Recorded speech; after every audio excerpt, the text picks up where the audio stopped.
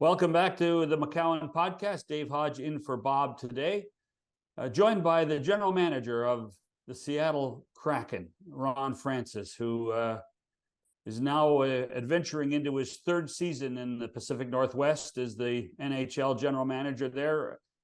I guess, Ron, the biggest question for me is, as we look forward to the season, is what can you do for an encore when it comes to what you did last year and the playoff impact the Kraken had in the National Hockey League? Well, hopefully we got a few more tricks still up our sleeve. It was certainly a much better year than our first year, and I think our guys just they enjoyed playing with each other, worked hard for each other, and found a way to have success. And it was a great way to sort of ignite our fan base and sell our brand in this market. So it was a fun year for sure. Where do you see the need for improvement? Probably, if there's one big thing, it was probably our power play. If we can get that clicking at a little bit better rate, I think that would help us somewhat. I think certainly losing Burakovsky the last half of the season didn't help that either, and as we went into the playoffs. But that's an area I think we can improve on if possible. Ron, did last season surprise you? Yeah, I'd be lying if I didn't say it didn't somewhat. I said before in the first season, I didn't think we were as bad as our record indicated. We had some nights where I thought we deserved to win and couldn't score a goal or didn't get the save at the right time, and it cost us. We were able to make a lot of additions over the course of the summer via free agency and trades, and then actually even picking up Tolvanen on waivers during the season to sort of tweak our lineup, and it just sort of fit and gelled, and all of a sudden we were able to score more goals, and our goaltending was able to give us the saves we needed at the right time, and ended up having a much more successful season as a result. How did the immediate success of the Vegas Golden Knights affect your approach to building a winner?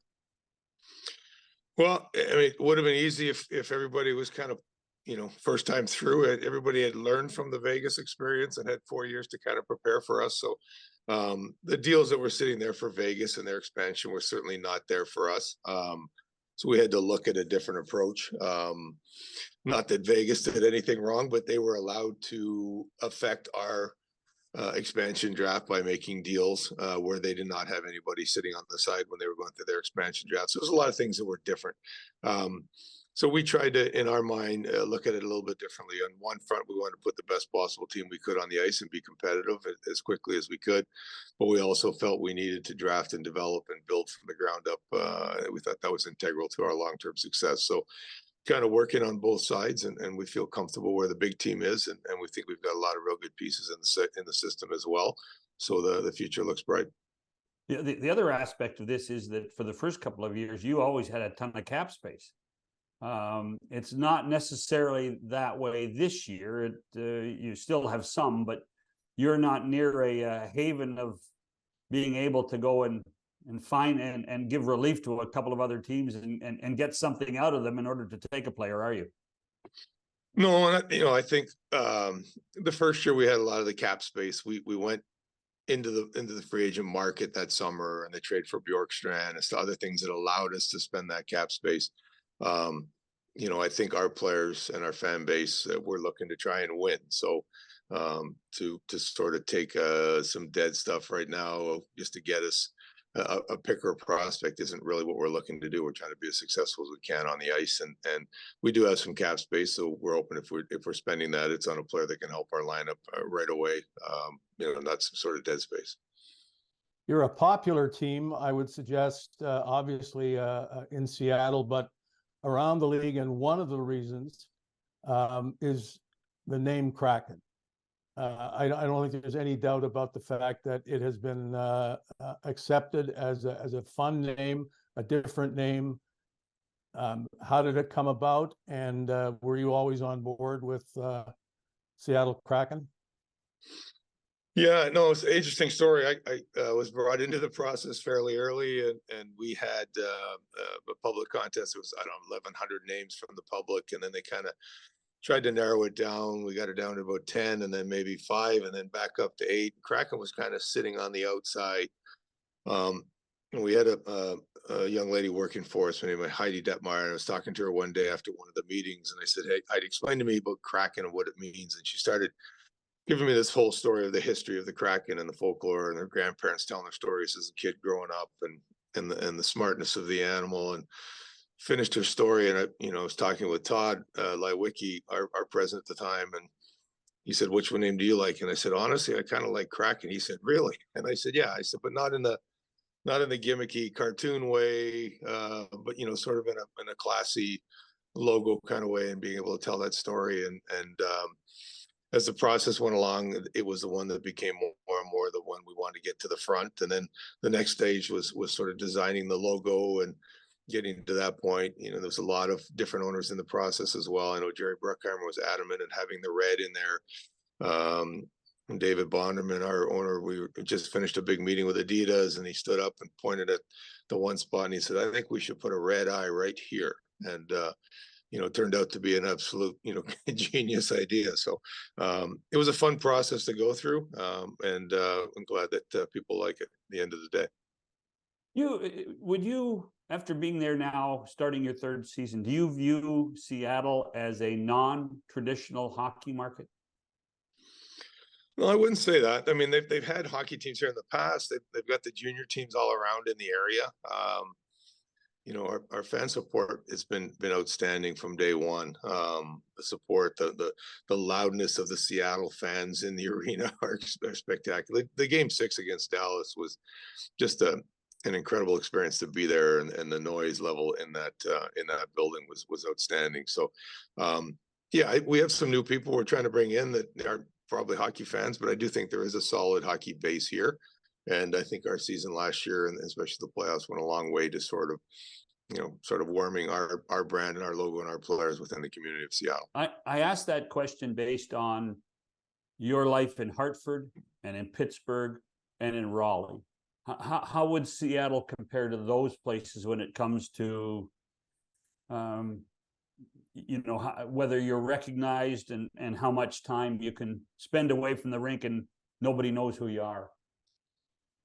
Yeah, I mean, Hartford, obviously, a long time ago, but pretty recognizable in the community. People knew who you were. Pittsburgh, definitely people knew who you were. Very respectful if you were at dinner, stuff like that. Starting out in Raleigh was totally different. I mean, it was a new franchise really in that market, and it took some while to sort of get its roots and moving forward and getting to the point where it is today.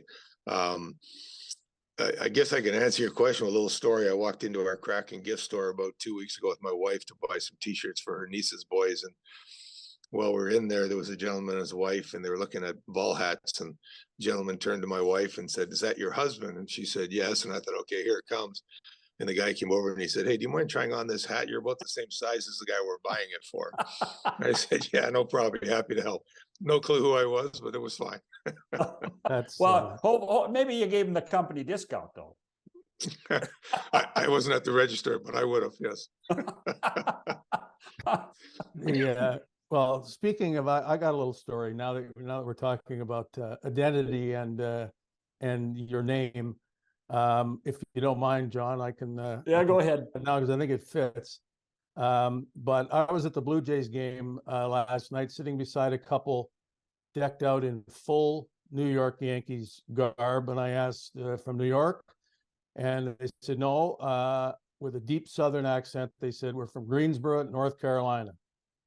Big Yankee fans all their lives. I asked if they followed other sports. Well, Duke basketball. That was about all. I said, "What about hockey?" The Carolina Hurricanes used to play in Greensboro, in fact, the first couple of years. And they said, "Oh, we know that, but we didn't follow them or know the players or anything, except Ron Francis." I can't make that up. Your name is the only hockey name that came out of their mouths. And I said to them, I don't know if they, well, I said, "Well, I'll be talking to him tomorrow and I'll mention this." Well, other than being Blue Jays fans, I like that story. I mean, other than being Yankees fans, I like that story. I know. Well, they didn't have anything to cheer for till the ninth inning when they silenced all of the Yankee fans. Let me ask you about speaking of the market, an obvious rivalry is with your expansion cousins, if we can call them that, the Vegas Golden Knights, and you're in the same division, obviously. I think people have hoped or wanted a rivalry between Seattle and Vancouver. It would seem obvious, and it would seem more likely if the Canucks were better. Maybe you don't hope for that. But do you regard Vegas as your main rival? Well, I think certainly from the geographic standpoint, Vancouver is the closest and the one that I think will pick up steam. A lot of the rivalries really start to happen when you get into the playoffs, right? And you have those kind of battles and stuff. I think everybody on the outside certainly compares us the most to Vegas, just because we're the two most recent expansion teams. I guess I look at rivals with everybody in the league because our job is to try and beat them, and their job is to try and beat us. But yeah, I think it'll be a great day when we get to play the outdoor game here in Seattle against Vegas. I think that'll be a fun day, and maybe that sparks the rivalry a little bit even more.